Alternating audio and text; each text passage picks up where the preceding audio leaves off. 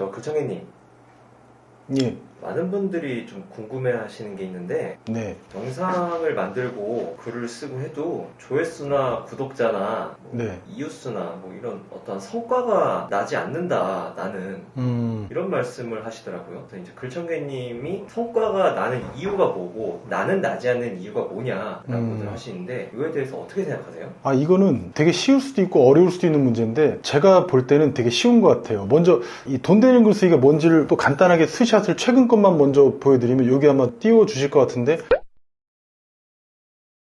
최근 한 2, 3일 동안에 이제 제 전자책이 판매되는 그 매출 현황이거든요. 몇만 원 안 돼요. 근데 이게 한 달이 되고 1년이 되고 이렇게 누적되면 그동안 몇 천만 원은 되거든요. 이게 반자동 수익이라는 건데, 이게 핵심은 뭐냐면 방금 말씀하신 것처럼 이 성과라는 거. 내가 어떤 글을 쓰면 이 글이 유튜브 스크립트도 되고 블로그 포스팅도 되고 뭐 티스토리, 워드프레스 다 되겠습니다만, 여기서 말하는 성과는 뭐냐면 뭐 조회수가 높아지든지, 아니면 영상으로 따지면 구독자가 높아지든지, 아니면 뭐 글이든 영상이든 여기에서 뭔가 판매 활동을 했을 때 매출이 그래도 눈에 띄게 유의하게 팍팍 늘어나야 되거든요. 그래야 이게 우리가 성과라고 하는 건데, 여기서 다만 우리가 성과라는 개념을 먼저 한번 짚어볼 필요는 있습니다. 제가 되게 쉽게 설명을 드려볼게요. 한번 우리가 어떤 학습을 해. 처음에 우리가 온라인 비즈니스를 하고 돈 되는 글쓰기를 배운다고 하고 어떤 걸 할 때 뭔가를 배우잖아요. 근데 여기서 얘기하는 성과는 뭐냐면, 지금 말씀을 하신 것처럼 내가 예전에는 잘 못했었던 어떤 일이 있어요. 근데 이 일을 이제는 내가 못했었던 일에서 벗어나서 굉장히 잘하는 일이 된 거예요. 이 정도 됐을 때, 과거에 못했던 일을 지금은 굉장히 잘하는 상태가 됐다. 여기서 온라인 비즈니스에서 설명을 좀 더 드린다면은,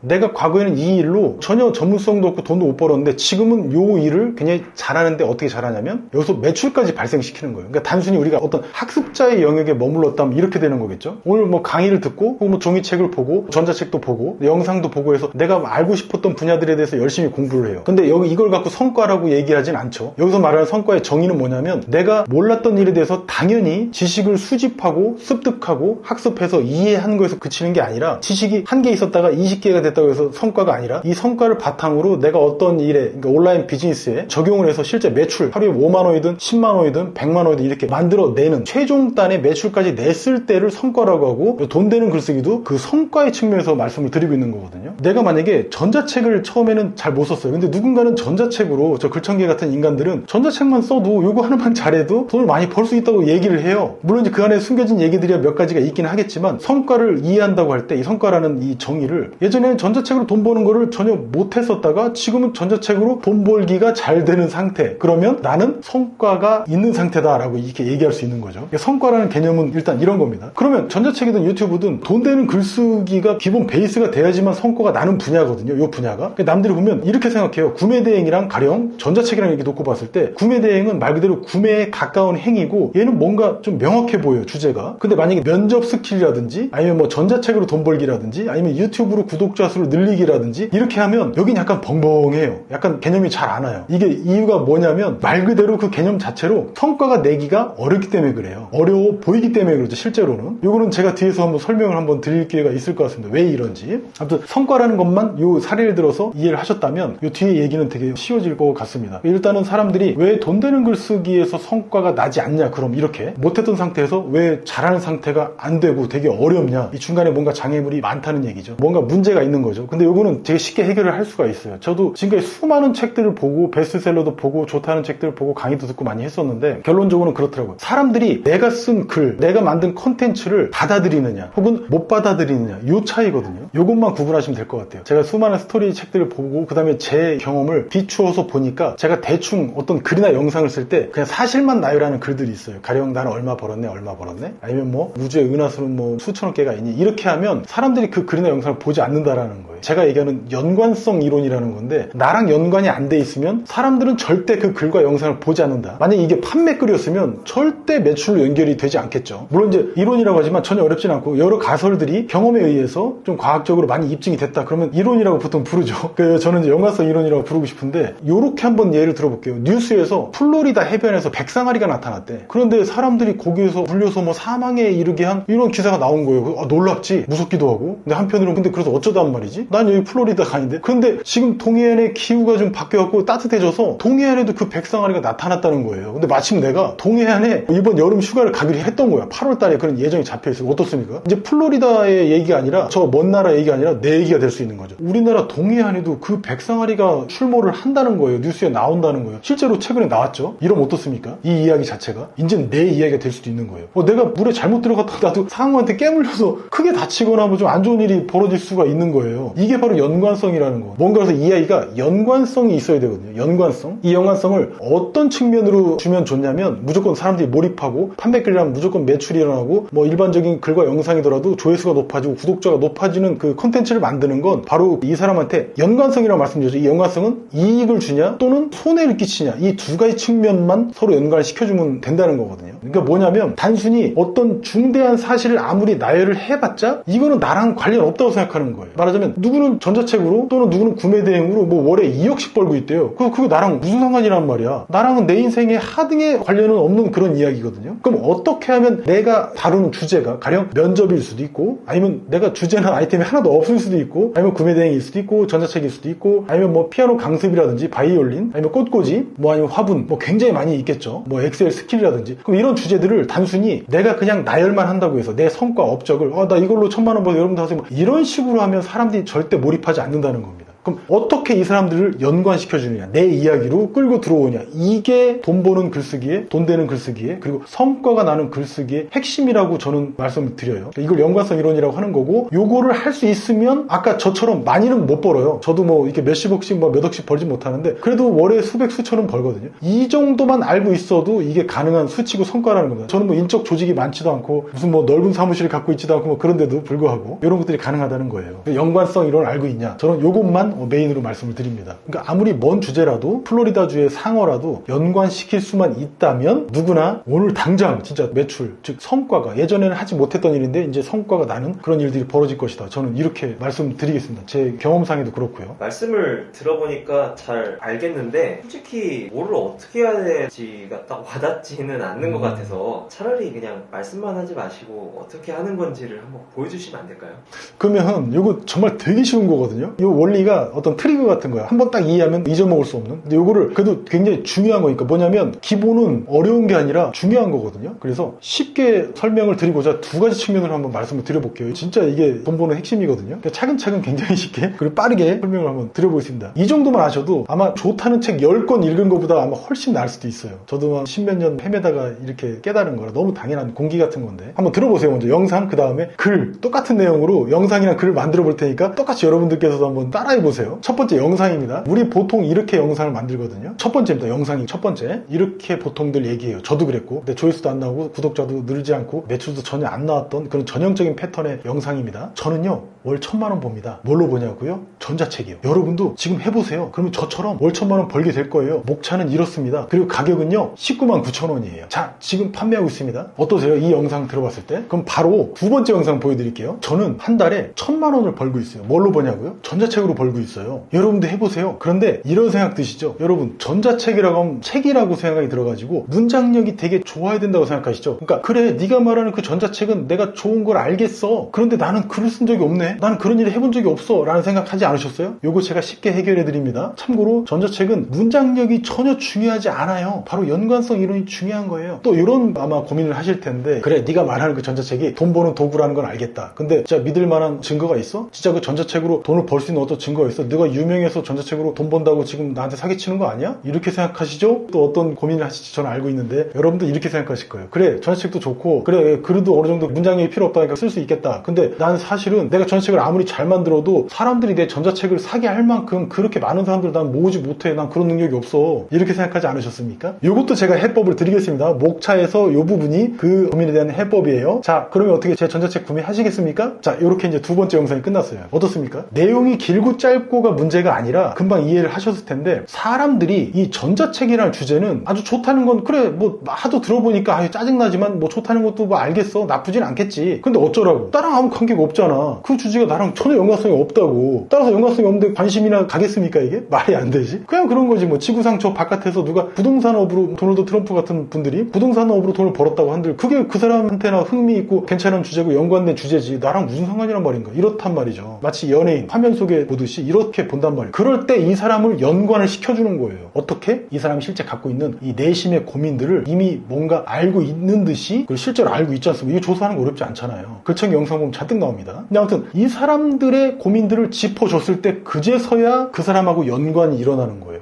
그러면 나도 어떤 불가능의 영역에 있다가 나도 쟤처럼 성과라는 걸 낼 수 있겠는데? 라는 그 생각이 드는 거죠. 정확하게 이게 어떤 경로냐면 사람이 처음에는 부정적인 마음 또는 중립적인 마음을 가져요. 나랑 아예 관심이 없던가 아니면 아이 그래 너니까 너나 잘해 한단 말이에요. 이게 나랑 관계없는 주제라고 생각했어. 그러니까 마음이 부정적이었어요. 그런데 생각이 좀 바뀌었어. 왜 바뀌었을까요? 제가 두 번째 영상에 설명을 드렸죠. 요런 고민들 하고 있지 않으세요? 요렇게 세 가지 하고 있지 않으세요? 요거에 대해서는 요렇게 해법이 있어요 라고 했을 때 어때요? 이제 생각이 바뀌었어요. 마음이 긍정적으로 바뀌니까 생각도 긍정적으로 바뀌죠. 그러면 행동이 나옵니다. 그 행동이 바뀌려면 사람한테 어떤 걸 강요하거나 명령을 해서는 안 되고 먼저 이 사람의 마음을 부정적인 데서 긍정적으로 바꿔주는 거예요. 그러면 이 사람 생각이 긍정적으로 바뀌어서 행동이 나오는 겁니다. 이게 바로 제가 말씀드린 연관성 이론의 핵심이고요. 이것만 이해하시고 이것만 어떤 글이든 또는 어떤 영상이든 적용하기만 한다면 그 사람이 갖고 있는 어떤 불가능할 수밖에 없는 그 요소들을 짚어주기만 한다면 이거는 뭐 검색해도 잔뜩 나오지 않습니까? 이렇게만 한다면 두세 개만 짚어준다면 저는 성과가 없다? 이런 말은 쏙 들어가리라고 생각합니다. 지금 당장 이제 글이나 영상에서 그걸 한번 써먹어 보세요. 기본적이지만 너무 중요해서 여러분들이 다 1000만 원, 1억, 막 10억, 100억씩 버셨으면 좋겠어서 글로도 한번 써볼게요. 제목 필살기부터 말씀드리면서 들어갈게요. 보통 이렇게 제목 쓰실 거예요. 전자책으로 월 1000만 원 번 방법 공개. 가령 이렇게 쓰면 아유 흥미가 있고 호기심도 불긴 불어요. 근데 어떻게 하냐면 불가능한 게 있어. 문장력 없이 전자책으로 월 1000만 원 번 방법 공개. 이렇게 하면 대부분의 사람들은 문장력에 굉장히 고민이 많죠. 일단 이렇게 쓰는 겁니다. 근데 처음에는 이렇게 보통 쓰는 센스까지는 안 돼요. 왜냐면 처음이니까 어쩔 수 없어요. 학습의 영역이기 때문에. 처음에 어떻게 쓴다고요? 저는 한 달에 1000만 원 법니다. 뭐로 버냐고요? 네, 바로 전자책이라는 도구로요. 1000만 원 번 스샷, 이렇게 가령 혹은 10만 원, 100만 원 관계없습니다. 스샷도 첨부할게요. 인증도 완료한 거죠. 이렇게 쓸 겁니다. 이 정도면 나 참 되게 잘 썼어 라고 생각하실 거예요. 인증도 했으니까. 그 뒤에 여러 가지 얘기들은 많이 나오겠지만 자, 이 전자책의 목차입니다.